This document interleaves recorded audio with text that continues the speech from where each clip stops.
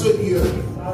Oh papa, parce que nous nous humilions devant toi. Nous cherchons ta face, Seigneur Jésus. Car tu as dit, désormais mes yeux seront ouverts. Que tes yeux, Seigneur Jésus, soient ouverts sur chacun de nous, Seigneur.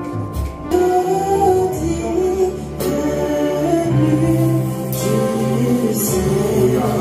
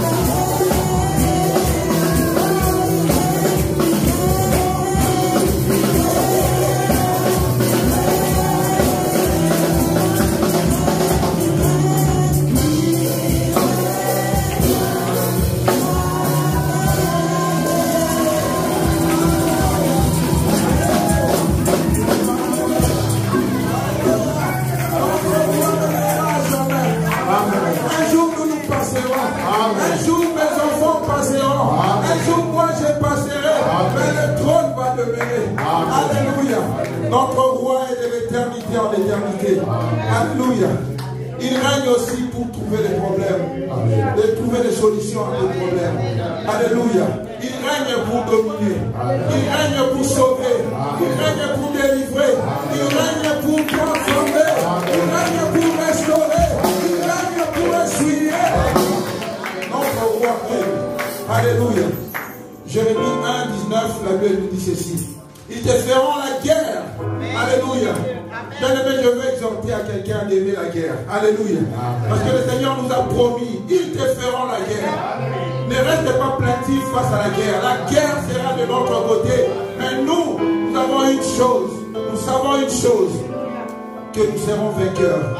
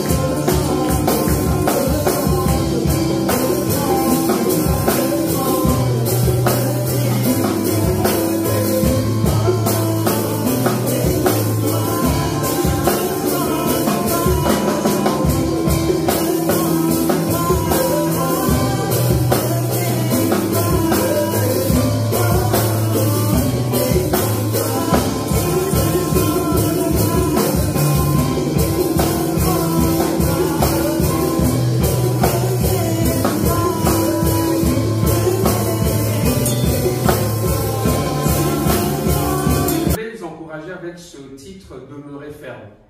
Demeurer ferme dans la foi. Amen.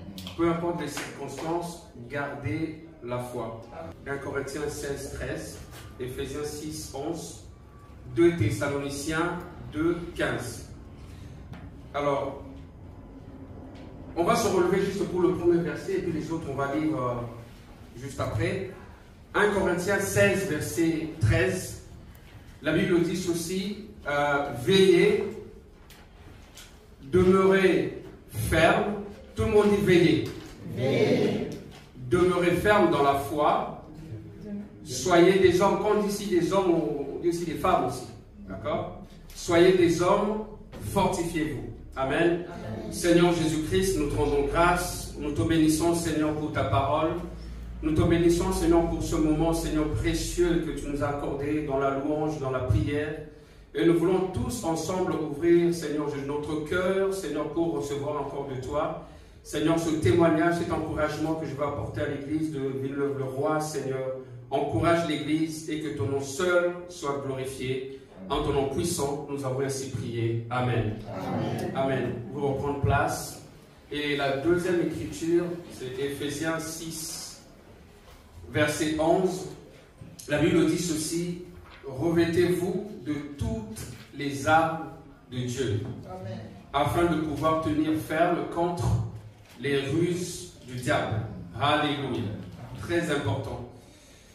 Troisième verset, 2 Thessaloniciens 2, verset 15. 2 Thessaloniciens 2, verset 15. La Bible dit, ainsi donc, frères, demeurez fermes. Ça, c'est le titre du message. Demeurez ferme et retenez les instructions que vous avez reçues, soit par notre parole, soit par notre lettre. Là, l'apôtre Paul qui encourage l'Église de demeurer ferme dans la parole, c'est-à-dire être enraciné. Amen. Alors, je voudrais dire ici tout de suite que l'Église est attaquée aujourd'hui parce que l'Église, dans le dernier temps, l'Église va proclamer le nom de Jésus-Christ si haut. L'Église est attaquée. Nous, en tant qu'enfants de Dieu, nous devons rester fidèles dans la parole de Dieu, être enracinés. La définition ici de la foi est une ferme assurance, comme vous le savez bien, une ferme assurance. Notre assurance est en Jésus-Christ, seul. Vous avez Jésus-Christ, vous avez tout. Vous avez Jésus-Christ, vous avez la stabilité. Vous avez Jésus-Christ, vous avez la constance. Nos jeunes sœurs qui sont venues récemment à l'église, j'aimerais vous dire ici, vous n'allez pas tout comprendre tout de suite. Mais la seule chose, vous devez retenir que Jésus-Christ est le centre de tout. Jésus-Christ est la base de tout. Jésus-Christ est la réponse au monde d'aujourd'hui. Demeurer ferme signifie une personne qui se tient et qui ne chancelle pas, qui est stable sur le rocher. Amen. Le rocher, c'est Jésus-Christ. On dit Jésus-Christ est le rocher des âges. Les hommes changent, mais Jésus-Christ ne change pas. Dans la Bible, il est écrit qu'en lui, il n'y a point d'ombre de variation. Il est toujours le même hier, aujourd'hui et éternellement. Amen. Tu n'es pas là par hasard. Tu es là parce que Dieu a un plan merveilleux pour toi, non seulement pour toi, pour ta famille restreinte et ta famille élargie. Donc tout commence par toi aujourd'hui. Finalement, tu es la clé. Comme je dis tout à l'heure, tu ne vas pas tout comprendre tout de suite, mais le Seigneur a permis à ce que tu puisses écouter la voix de l'ange de cette église pour te forger, pour te former, pour que tu sois fait, pour que tu sois fort, pour que tu sois forte, afin de transmettre à ton tour le message que Dieu veut que tu puisses transmettre. Amen. Donc tu suis cette voie. Et moi je dis toujours que nos habitudes forgent nos attitudes et nos comportements. Amen. Tu as l'habitude de venir à l'église, tu vas forger une attitude, un comportement qui va t'amener plus loin. Amen. Tu vas dans une boîte de nuit, tu vas te forger aussi une attitude et un comportement.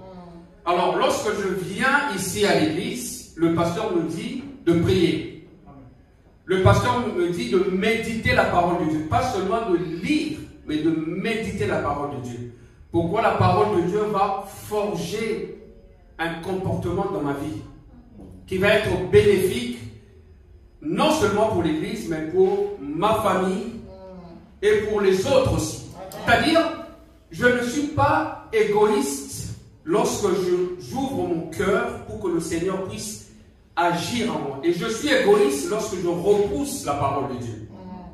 Vous comprenez ce que je suis en train de dire?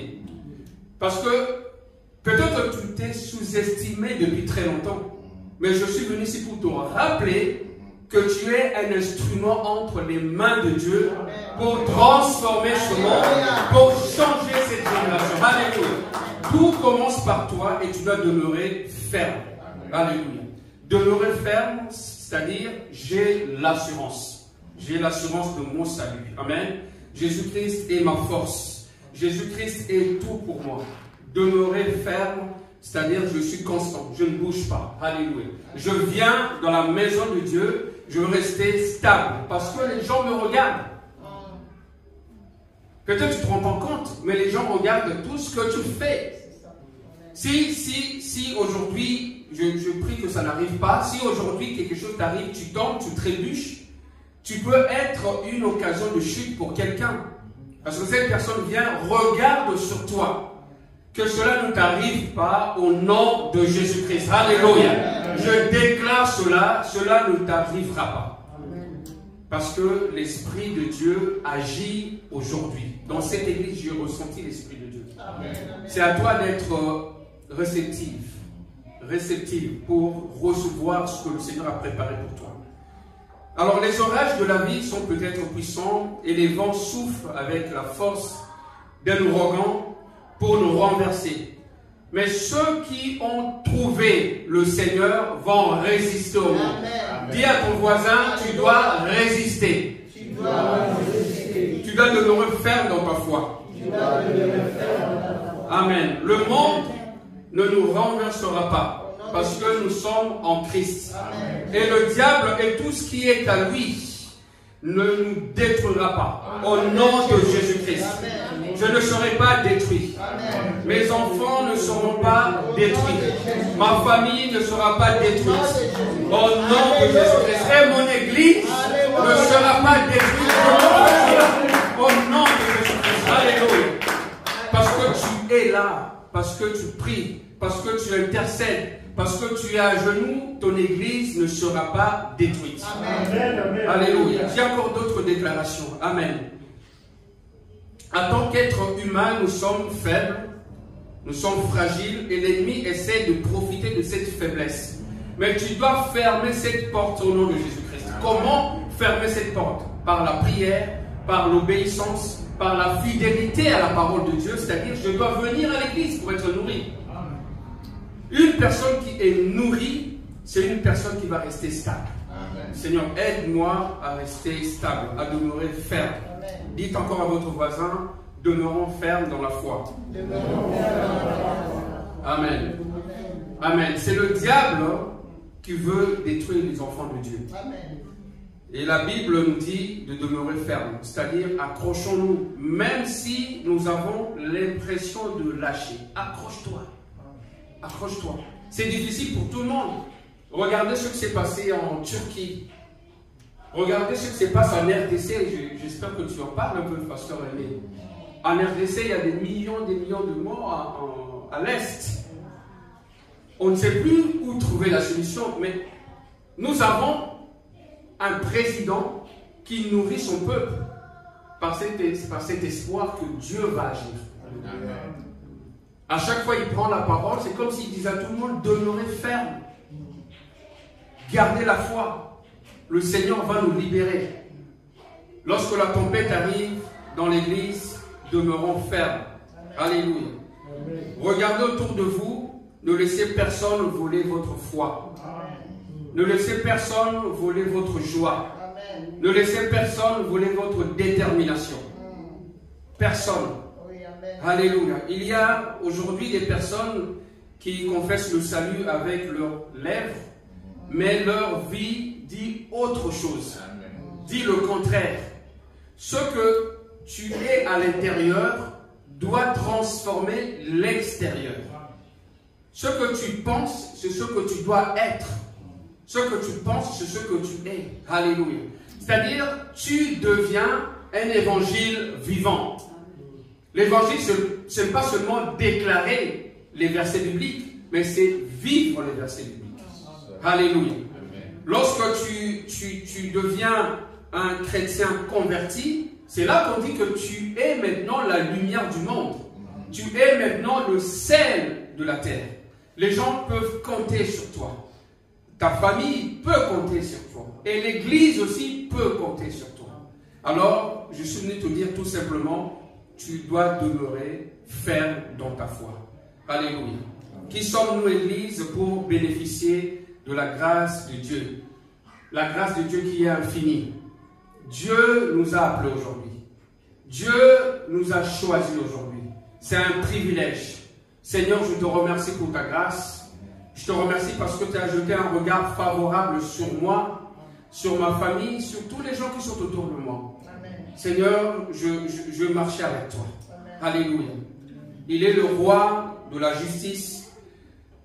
Même si les gens t'accusent, Jésus-Christ va te justifier. Amen. Dieu va te justifier. Amen. Alléluia. Laisse le Seigneur faire son travail. Laisse Dieu être Dieu. Toi, tu te mets à genoux, tu pries, tu dis Seigneur, tu es ma justice. Amen. Tu prêches par ton exemple, ce qu'on dit, hein? Tu prêches par ton exemple. Tu prêches par ton attitude. Tu prêches par ton comportement. Regardez l'exemple de Jésus-Christ lui-même. Jésus-Christ, il a guéri les malades. Il a ressuscité les morts. Alléluia. Mais on l'a accusé. On a percé son côté, ses pieds, ses mains. Il n'a rien dit. Et à la fin, il a dit, Père, pardonne-leur car ils ne savent pas ce qu'ils font. C'est tellement puissant. On a entendu tout à l'heure ici. Même celui qui ne parle pas, il passe pour un sage. Ça ne sert à rien de te justifier. Laisse la lumière de Jésus-Christ jaillir en toi. Laisse Dieu parler à ta place. De toute façon, c'est tellement puissant. Si Dieu est lui-même ton avocat, vous vous rendez compte? Un avocat que tu n'as pas payé, de toute façon, tu n'as pas de sous pour payer ton avocat. Et il décide lui-même d'être ton avocat. Alléluia. On acclame Jésus-Christ. Amen. Il est mon avocat. Il est celui qui était, qui est et qui vient, le Tout-Puissant. Il n'a pas abandonné son église. Il est parti nous préparer une place et il va revenir chercher son église. Amen. Mais il précise, il va revenir chercher une église sans tache ni ride. C'est pour ça que Pasteur Robert parle ici de la conversion. Une vraie conversion. Une vraie conversion, le premier signe, tu deviens un serviteur. L'apôtre Paul dit, je suis un serviteur inutile. C'est-à-dire, après avoir servi, il n'y a plus rien. Il n'y a que Dieu qui compte. C'est-à-dire, alors, j'ai l'habitude toujours de dire, quand Jean-Baptiste dit que je diminue et qu'il croisse. Jésus-Christ doit grandir dans ta vie. C'est une façon de dire que je sois invisible pour qu'il soit visible. Est-ce que quelqu'un saisit ça? Lorsque tu es invisible, Jésus-Christ sera visible. C'est-à-dire, tu te fais petit pour que Jésus-Christ puisse être grand. Pas pour toi, mais pour les gens qui veulent recevoir Christ. Être un chrétien charnel diminue la puissance de Dieu. Mais être un chrétien spirituel augmente la puissance de Dieu. Parce que le Seigneur veut la plénitude. Et la plénitude dépend de toi. Dépend de ta fermeté, de ta constance. Tu dis, Seigneur, je ne lâcherai pas. Alléluia.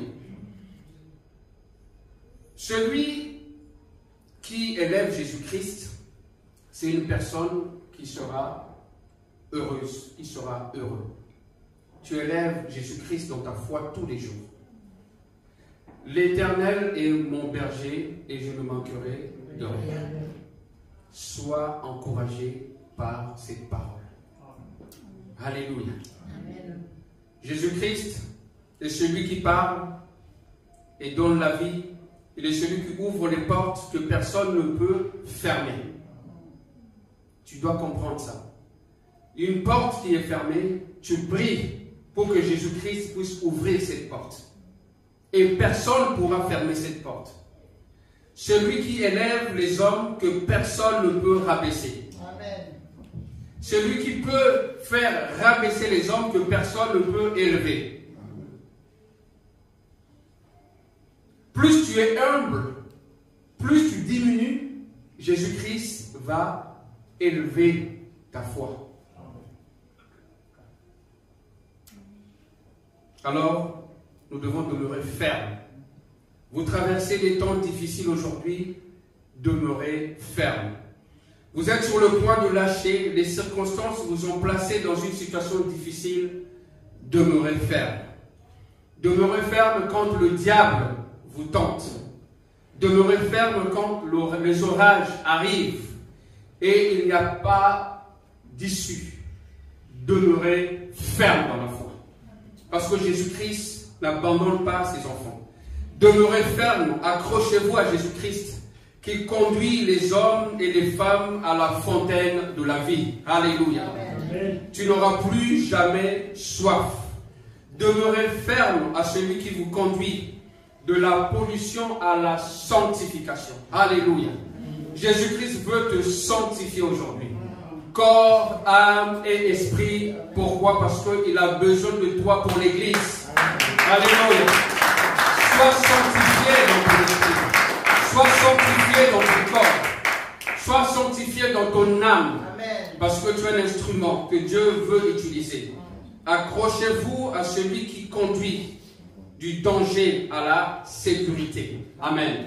Pendant que nous traversons ce monde qui est cruel, nous devons nous accrocher à Jésus-Christ. Ne laisse personne vous détourner de votre destinée. Personne vous détourner de votre destinée, de votre vocation. Demeurez ferme. Votre destinée commence aujourd'hui.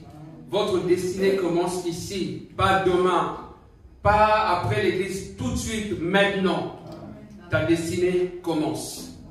Fais-lui confiance. Ne laisse pas ceux qui critiquent gagner. Ne laisse surtout pas ceux qui critiquent gagner. Ne laisse pas. Parce que les gens vont toujours critiquer. Plus, vous savez, plus les gens te critiquent, plus ton onction doit augmenter. Ton onction ne doit pas baisser. De toute façon, les critiques doivent être là pour que tu comprennes que tu dois prier. Pour que tu comprennes que tu dois encore ramer, tu dois encore travailler. Prenez l'exemple de Jésus-Christ. On l'a critiqué, on a craché sur lui alors qu'il a ressuscité les morts. Donc les critiques doivent vous faire comprendre une chose, que vous devez encore prêcher la parole. Lisez Marc chapitre 8, vous allez voir. Plus les gens voulaient fermer la bouche de Jésus, les pharisiens je parle, plus ils voulaient fermer la bouche de Jésus-Christ, plus ils prêchaient encore. Plus Jésus-Christ disait des paroles qui apportaient la confusion. Il scandalisait les gens. Avant que Abraham fût, je suis. Tu n'as même pas 50 ans. Tu dis que tu as vu Abraham. Il continue à prêcher. Finalement, les gens ont dit, toi, tu as un démon. C'est marqué, tu as un démon. S'ils ont fait ça, Jésus-Christ, et toi, demeurez ferme. Amen. Ne lâche pas. N'abandonne pas. Amen. Garde la foi. Alléluia. Il y a un objectif que tu dois atteindre. Amen. Et cet objectif passe par le chemin de la croix. Amen. Tu dois gravir cette montagne. Même si c'est une montagne qui a une pente très soutenue. Tu dois monter cette montagne. Parce que le salut viendra lorsque tu vas arriver au bout de cette montagne. Amen. Et sur cette montagne, tu vas écraser la tête du serpent. Au nom de Jésus-Christ. Au nom de Jésus-Christ. Au nom de Jésus-Christ. Alléluia. Ne te fatigue pas. Ne te lasse pas. Alléluia. Tu es ici pour une mission. Le découragement viendra. Mais le découragement doit te servir de tremplin pour monter encore plus haut. Alléluia. Ne t'écroule pas. Seigneur, aide-moi à comprendre pourquoi je suis là. Amen. Pourquoi je suis là? Je ne suis pas là pour rien. Je suis là parce que Dieu veut que je puisse aussi délivrer les autres. Amen. Alors, ce matin, nous avons prié pour que le Seigneur puisse amener des millionnaires à l'église. Alors, quand on parle de millionnaires, on dit, nous, on est très loin de tout ça. Mais pourquoi on veut faire des petites prières? On a besoin de millionnaires à l'église. Seigneur, donne-moi beaucoup d'argent pour que je puisse donner le don de libéralité. Amen. Parce que plus tu pries comme ça, le Seigneur va te donner parce que tu deviens un canal de distribution. C'est-à-dire tu reçois, tu donnes. Et Dieu voit que tu reçois et tu donnes, tu ne caches pas. Seigneur, délivre-moi complètement pour que je puisse délivrer aussi les autres à travers mon comportement et mon attitude. Seigneur, augmente. Aide-moi pour que je puisse, moi, augmenter ma vie de prière, pour que je puisse aider les autres aussi à augmenter leur vie de prière. Vous voyez, notre frère Yann, c'est ça? Oui. Notre frère Yann, quand il prie, donne à tout le monde l'envie de prier. Imaginez s'il venait ici, Seigneur, j'ai tellement souffert, on m'a attaqué la vie, le diable, mais vous glorifiez l'ennemi. Mais imaginez frère Yann à chaque fois, il vient. Jésus-Christ est puissant. Jésus-Christ est toujours le même, hier, aujourd'hui et éternellement. Je suis un enfant de Dieu. Je n'abandonnerai jamais. Alléluia. Ça te donne envie de prier. Demeure ferme dans la foi. On est arrivé à Romilly, les voix se sont levées. Dans cette ville, il n'y a rien, tout est gris, il n'y a pas de travail, qu'est-ce que vous allez faire là-bas? Toutes ces paroles-là, c'était pour nous décourager. On est parti, on est arrivé, on était 5, Gabriel avait encore presque quelques mois. Ça fait 12 ans qu'on est à Romilly, Gabriel a 13 ans maintenant. Et on arrive dans cette ville, on s'aperçoit qu'on était la seule église évangélique pentecôtiste. Il n'y en a pas deux. Hein. À part nous, il y a les assemblées de Dieu. On est arrivé, on a commencé par faire des marches de prière avec la famille Gomez. Donc nous étions en tout 13.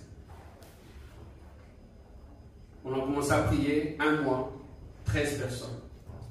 2 mois, 13 personnes. 3 mois, 13 personnes. On commence à se poser cette question, mais avant de venir ici, les gens nous avaient dit que là-bas, il n'y a rien. C'est vrai que cette ville, il y a des géants. Le maire lui-même, n'en parlons même pas.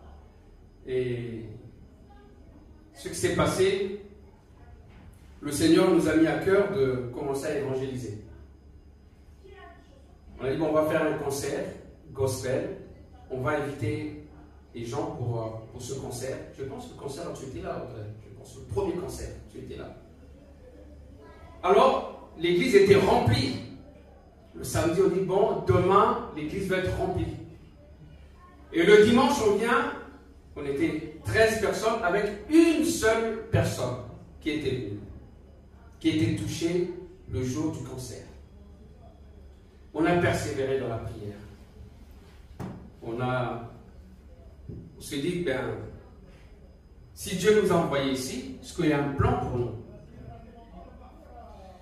Alors qu'un jour, on est en train de prier, c'est un dimanche matin, je regarde, derrière la porte, je vois une foule de gens. Je me dis, qu'est-ce qui se passe? Et ils ont ouvert la porte de l'église. Il y avait une soixantaine de personnes qui venaient à l'église, qui étaient venues ce jour-là. Wow. 60 personnes. On se regardait, on dit, mais on ne s'était pas préparé pour ça.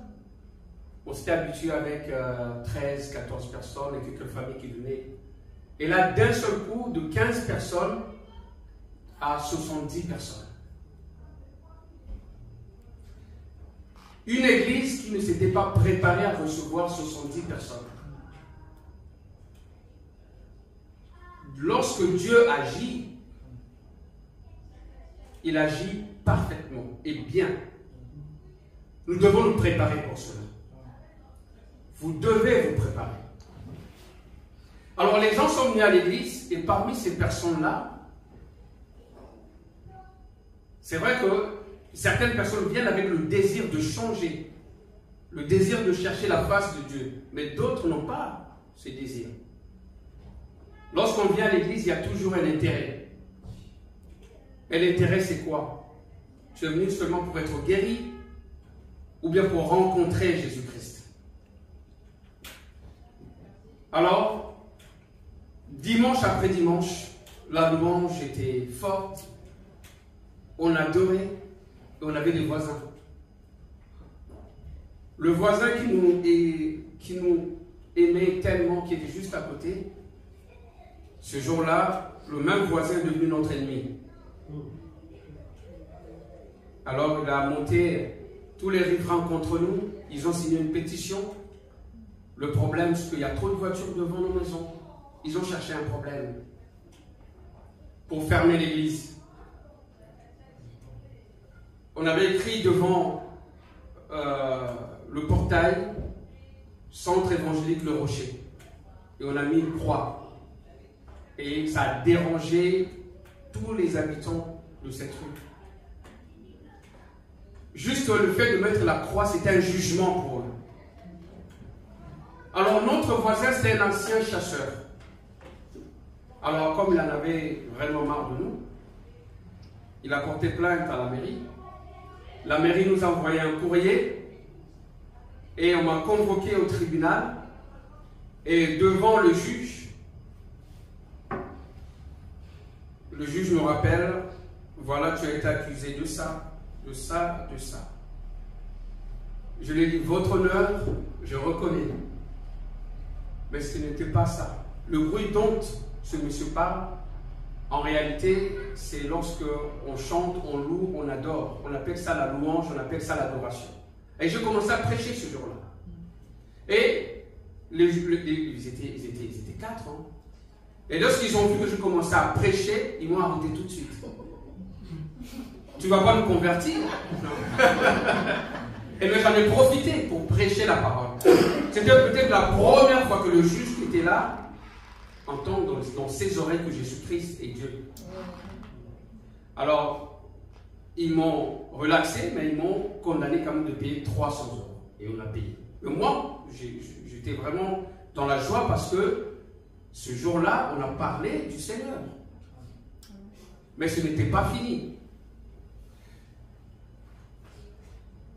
Un jour, c'est un vendredi. Vous savez qu'il y a toujours des personnes qui sont zélées à l'église. Pasteur, maintenant on a un bâtiment, il faut qu'on commence à faire des veillées de prière. Je dis non, ce n'est pas le moment. Non, il faut qu'on fasse une veille de prière. Je dis ok. Et on a convoqué une veille de prière, c'est un vendredi. Vous ne pouvez pas arrêter les gens lorsque l'Esprit de Dieu descend. On a commencé à prier, on a commencé à prier. À peine 30 minutes, il y avait la police devant la porte.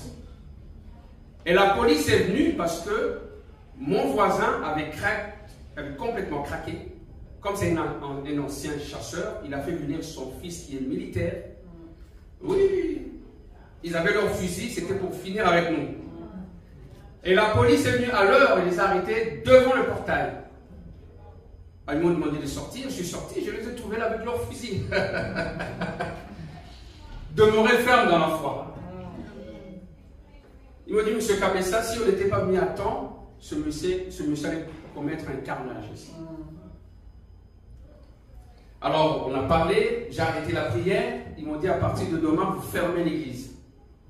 Et le dimanche matin, les fidèles sont venus, il y a un parc juste à côté, il y avait un parc, le parc de la Méchère, ceux qui connaissent Romilly. Et ce jour-là, on est parti prier dans ce parc, mais sur une petite colline, c'est une montagne de délivrance. On a prié, on a proclamé la parole de Dieu. On a dit, Seigneur, tu vois ce que l'on est en train de vivre. Seigneur, interviens. Vous savez ce qui s'est passé? Le Seigneur a touché le maire, pas l'adjoint au maire, pas le maire, l'adjoint au maire, pour nous donner des salles communales. Et on est resté louer ces salles de 2014 à 2017. De 2016 non. Pas 2004 hein? 2014 à 2015, ça fait 3 ans. 3 ans, on faisait louer les salles communales. Le combat ne s'est pas arrêté là. Maintenant, c'était les conseillers municipaux. Ils ont dit que non, ils font trop de bruit. Alors que les salles étaient sur des terrains publics. Et une autre salle était dans le parc même. Et ils nous ont chassés de Romilly, de la ville de Romilly. Après, on est parti, une ville qui était juste à côté, Pont-sur-Seine. On est resté là pendant 1 an et demi. C'est-à-dire, les gens disaient l'église de Romilly, en réalité, on n'était pas à Romilly, on était à Pont-sur-Seine pendant 1 an et demi. Alors, un jour, un frère se promenait dans la ville de Romilly et il est passé devant le bâtiment actuel. Il a vu que c'était écrit à vendre. Il m'a appelé tout de suite, il m'a dit, pasteur, viens, j'ai vu un bâtiment, il est bien. Il est à vendre. Alors, je suis venu, on est arrivé devant le portail. On a appelé le propriétaire.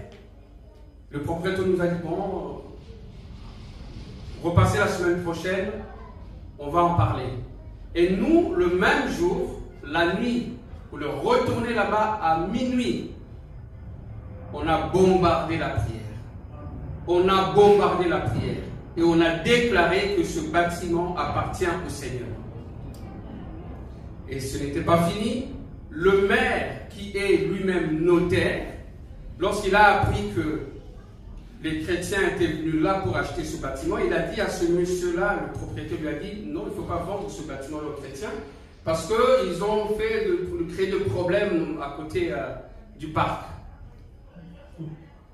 Alors, on est resté comme ça pendant 1 an.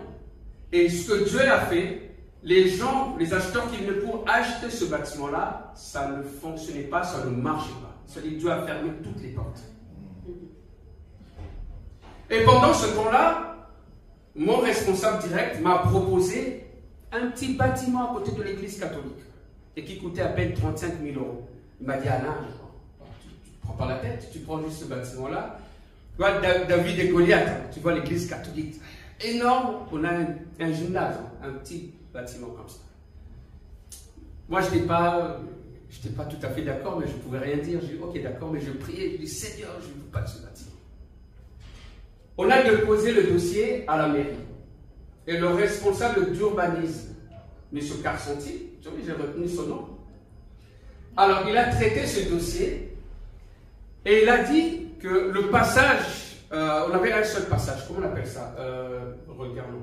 Il y avait un seul passage entre l'église et les riverains. Donc, il m'a dit, monsieur, imaginez. Voie d'accès, oui, mais il y a un nom juridique. Non, c'est pas ça. Il m'a dit, imaginez le dimanche matin, les fidèles de l'église et les riverains passent par le même chemin. Donc je ne veux pas de problème, le dossier est rejeté. Je dis, alléluia, merci Seigneur, parce qu'on ne voulait pas de ce bâtiment-là. 1 an et demi après, on reçoit le coup de fil de ce monsieur qui s'appelle monsieur, comment il s'appelle encore? Monsieur Rouillon.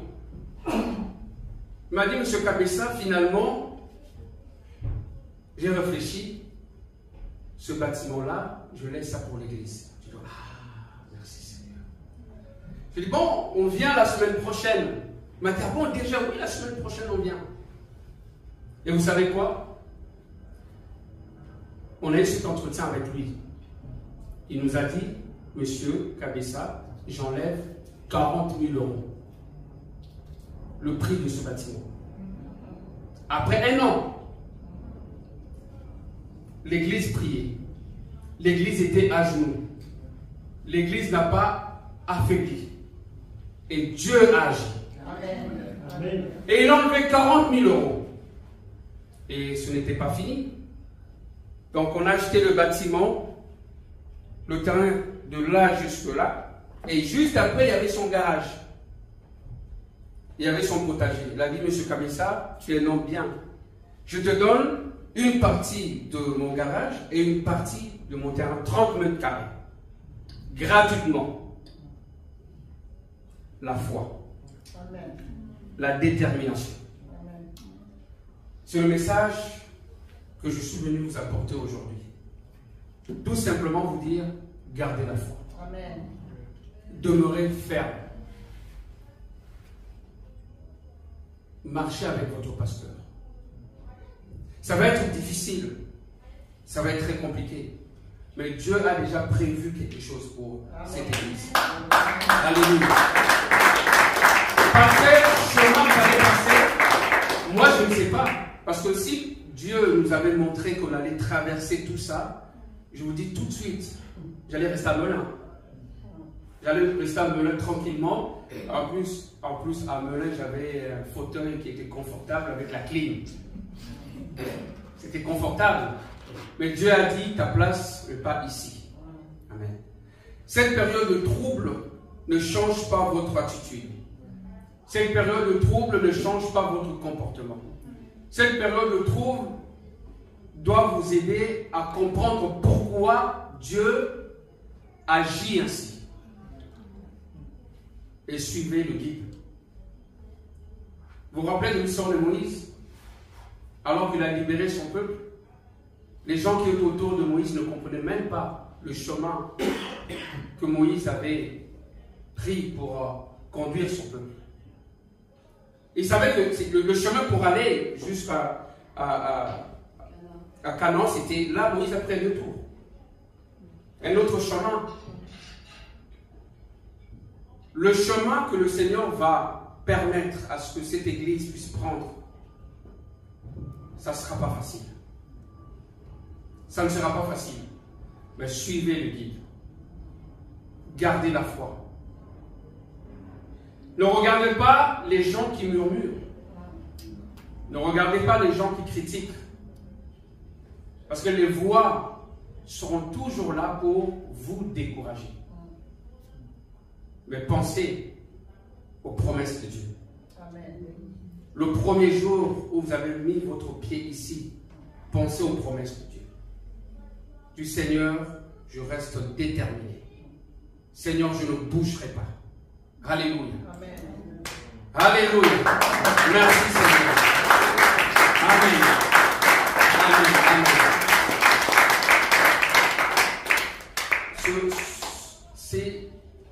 Je peux vous dire, les actes des apôtres, c'est ça. Là, je vous parle de ce que nous avons vécu. Certaines personnes vont vous abandonner. Alors que je parlais avec Pasteur Novaki, j'étais content. J'ai dit, Pasteur, il y a la croissance. Lui, il était calme. 60 personnes, il était calme. Il m'a dit, Alain, calme-toi. Il m'a dit, Alain, les personnes qui sont venues, ces personnes qui sont venues, demain, peuvent tous partir. Ça m'a réveillé, hein? Pourquoi il m'a dit ça?